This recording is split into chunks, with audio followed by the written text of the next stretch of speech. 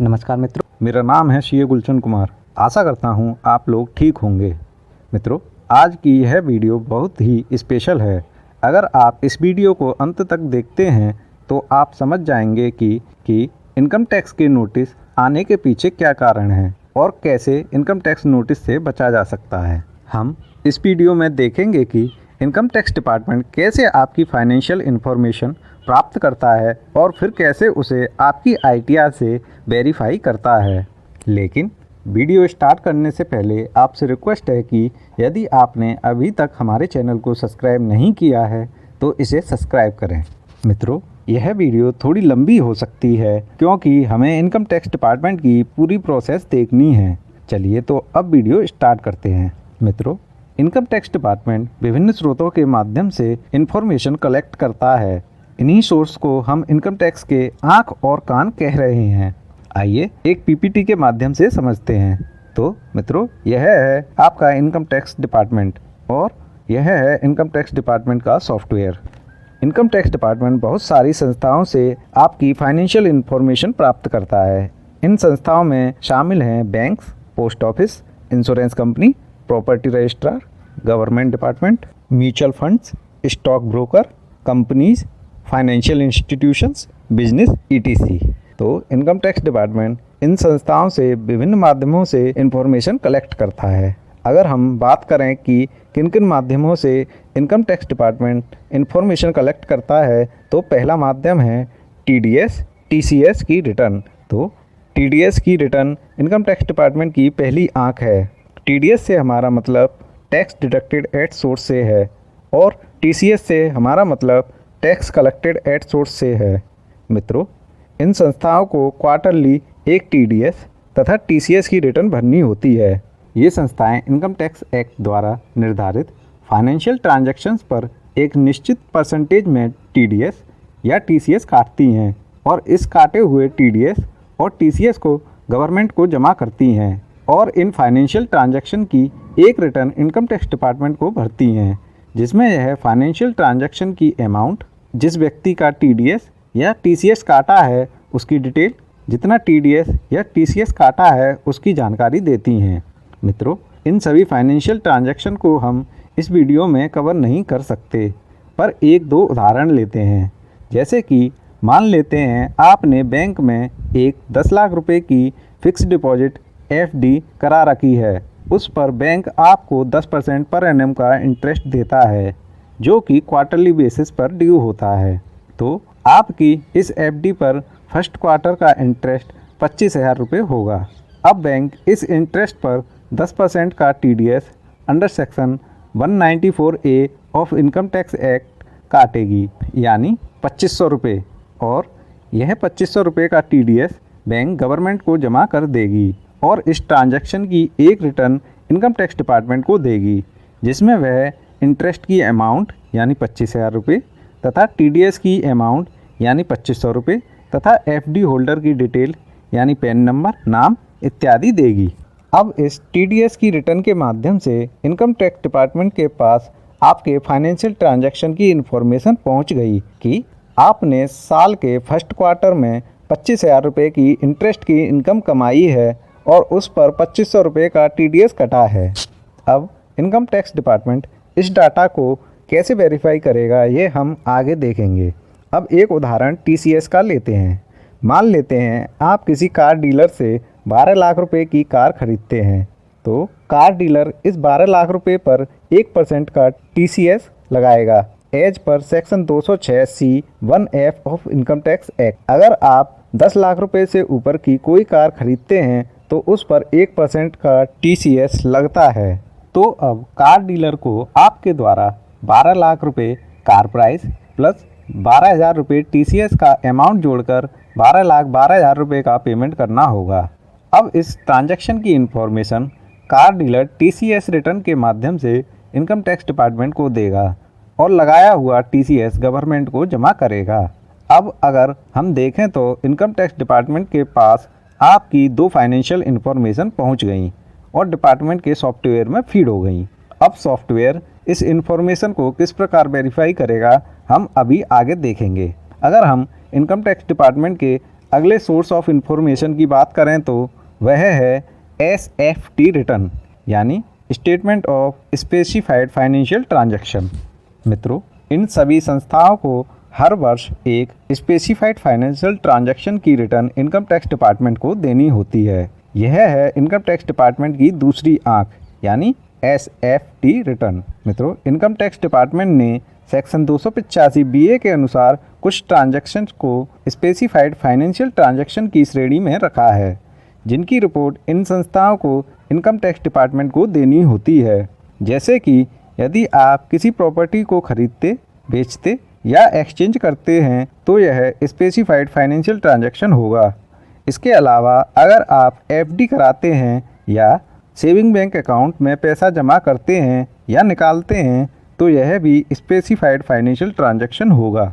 हम यहाँ पर सभी स्पेसिफाइड फाइनेंशियल ट्रांजैक्शन को कवर नहीं कर पाएंगे, हम एक दो उदाहरण लेंगे, लेकिन यदि आप कहेंगे तो मैं इस पर एक सेपरेट वीडियो बना दूंगा। खैर, अब आपके मन में एक प्रश्न उठता होगा कि यदि मैं सेविंग बैंक अकाउंट में 100 रुपये भी जमा करूं तो क्या बैंक इसकी इन्फॉर्मेशन इनकम टैक्स डिपार्टमेंट को देगी, या मैं 2 या 3 लाख रुपए तक की प्रॉपर्टी खरीदता हूं तो प्रॉपर्टी रजिस्ट्रार इसकी इन्फॉर्मेशन इनकम टैक्स डिपार्टमेंट को देगा?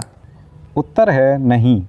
ये संस्थाएं इनकम टैक्स डिपार्टमेंट को तभी इन्फॉर्मेशन देती हैं जब ये स्पेसिफाइड ट्रांजैक्शन एक निश्चित अमाउंट से अधिक होते हैं, यानी यदि यह ट्रांजैक्शन हाई वैल्यू ट्रांजैक्शन की श्रेणी में आते हैं तो ही ये संस्थाएं इन ट्रांजैक्शन की इन्फॉर्मेशन इनकम टैक्स डिपार्टमेंट को देती हैं। जैसे कि अगर हम प्रॉपर्टी के केस में बात करें तो यदि आप 30 लाख रुपए या उससे अधिक की प्रॉपर्टी खरीदते या बेचते या एक्सचेंज करते हैं तो ही यह ट्रांजैक्शन हाई वैल्यू ट्रांजैक्शन होगा और इसकी information property registrar SFT return के माध्यम से इनकम टैक्स डिपार्टमेंट को देगा। इसी प्रकार अगर आप एक साल में 10 लाख रुपए या उससे अधिक की FD कराते हैं तो ही इसकी इन्फॉर्मेशन बैंक या post office income tax department को देगा। एक और उदाहरण लें तो यदि आप फाइनेंशियल ईयर में अपने सेविंग बैंक अकाउंट में 10 लाख रुपए या उससे अधिक कैश में जमा करते हैं या निकालते हैं तो यह स्पेसिफाइड हाई वैल्यू ट्रांजैक्शन होगा और इसकी information bank income tax department को देगा। PPT के माध्यम से इसका एक उदाहरण देखते हैं। जैसे कि हमने अपने एक उदाहरण में 10 लाख रुपए की FD को लिया था तो यह स्पेसिफाइड हाई वैल्यू ट्रांजैक्शन की श्रेणी में आएगी और इसकी इन्फॉर्मेशन बैंक SFT रिटर्न के माध्यम से इनकम टैक्स डिपार्टमेंट को देगी। इस FD के इंटरेस्ट और TDS की इन्फॉर्मेशन बैंक TDS रिटर्न के माध्यम से देगी। एक और उदाहरण लेते हैं। मान लेते हैं आपने गत वर्ष 60 लाख रुपए की कोई प्रॉपर्टी सेल की तो आप रजिस्ट्री ऑफिस में गए और वहां आपने प्रॉपर्टी की रजिस्ट्री करा ली। अब इस केस में प्रॉपर्टी की वैल्यू 30 लाख रुपए से अधिक है, यानी यह हाई वैल्यू ट्रांजैक्शन है, तो इसकी information registrar income tax department को देगा। साथ ही प्रॉपर्टी का बायर जिसको आपने प्रॉपर्टी सेल की है वह आपको दिए जाने वाले 60 लाख रुपए के पेमेंट में से 1% का TDS काट कर देगा, क्योंकि यदि आप किसी प्रॉपर्टी को बेचते हैं और उसकी वैल्यू 50 लाख रुपए या उससे अधिक है तो प्रॉपर्टी का बायर सेलर को 1% का TDS under section 194 IA of income tax act काट कर देगा। तो हमारे केस में बायर 60,000 रुपये का TDS काटकर 59,40,000 रुपये का पेमेंट करेगा और 60,000 रुपये का TDS गवर्नमेंट को जमा करेगा और इस ट्रांजैक्शन की इंफॉर्मेशन TDS रिटर्न के माध्यम से इनकम टैक्स डिपार्टमेंट को देगा। अब इनकम टैक्स डिपार्टमेंट के पास आपकी कौन कौन सी इंफॉर्मेशन हो गई? Number 1 interest on FD, number 2 TDS on FD interest, number 3 TCS on car, number 4 car value, number 5 FD value, number 6 property sale value, number 7 TDS on property sale. अब हम income tax की तीसरी आंख की बात करते हैं, यानी कि GST का डाटा। मित्रों, GST आने से पहले सभी स्टेट में अपना अपना सेल टैक्स एक्ट था, यानी सेल टैक्स स्टेट गवर्नमेंट के अंडर आता था, जिसे हम वैट के नाम से जानते हैं, यानी वैल्यू एडेड टैक्स। उस समय इनकम टैक्स सेंट्रल गवर्नमेंट के अंडर आता था और वैट स्टेट गवर्नमेंट के। इसलिए दोनों का डाटा आपस में शेयर नहीं होता था, लेकिन जब से जीएसटी आया है अब दोनों इनकम टैक्स और जीएसटी सेंट्रल गवर्नमेंट के अंतर्गत आते हैं, तो अब दोनों डिपार्टमेंट आपस में डाटा शेयर भी करते हैं। अब आपके जीएसटी रिटर्न का डाटा भी इनकम टैक्स डिपार्टमेंट के पास होता है कि आपने गत वर्ष कितने रुपए की सेल की या सर्विस प्रोवाइड की। अब इनकम टैक्स डिपार्टमेंट के पास आपकी सेल्स का डाटा भी है, तो हम इसे भी यहाँ ले लेते हैं। अब यहाँ पर यह प्रश्न उठता है कि क्या ये जो इन्फॉर्मेशन है यह हमें भी कहीं से पता चल सकती है, तो उत्तर होगा हाँ।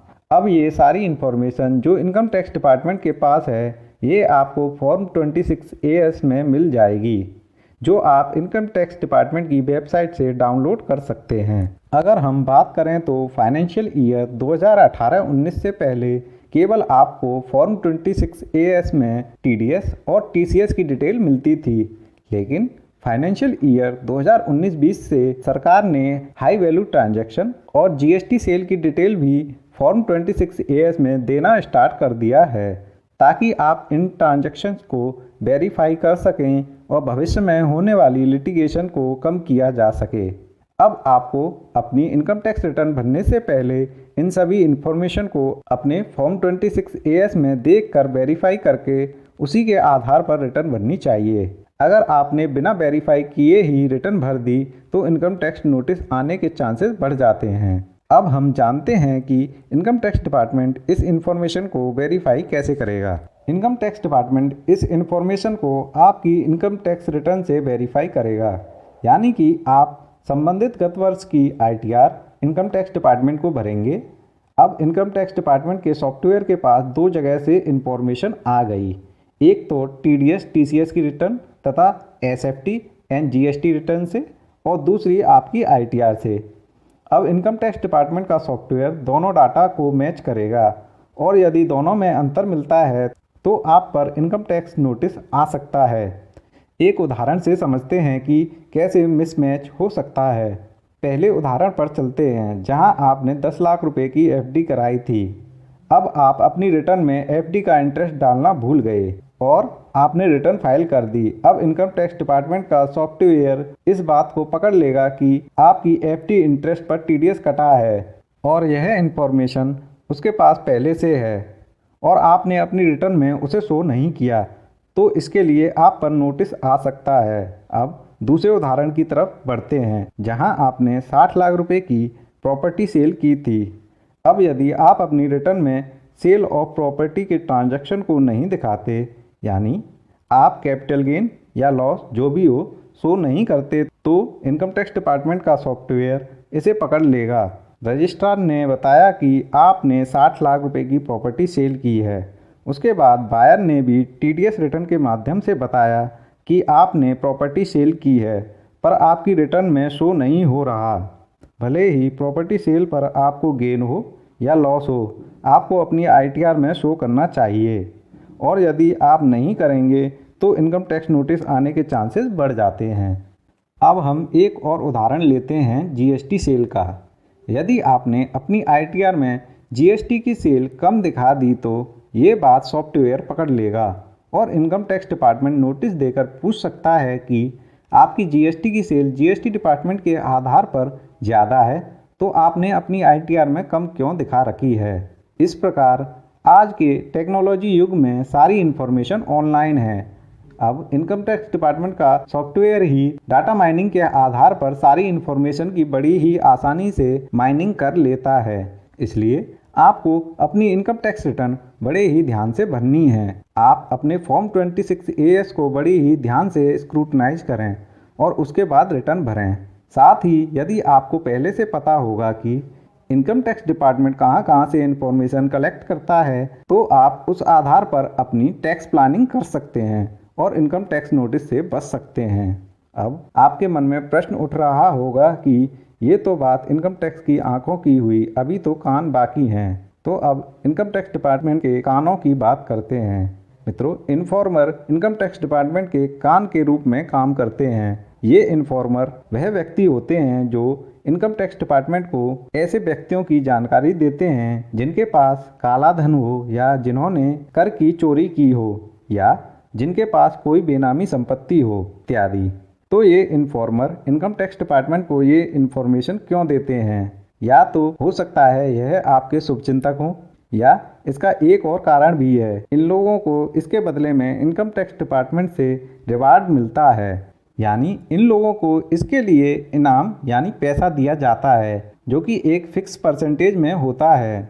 इसके लिए इनकम टैक्स डिपार्टमेंट द्वारा कई स्कीम चलाई जाती हैं जिनके नाम आप स्क्रीन पर देख सकते हैं, जैसे income tax informants rewards scheme 2018, बेनामी ट्रांजैक्शन इन्फॉर्मेंट्स रिवार्ड्स स्कीम 2018 इत्यादि।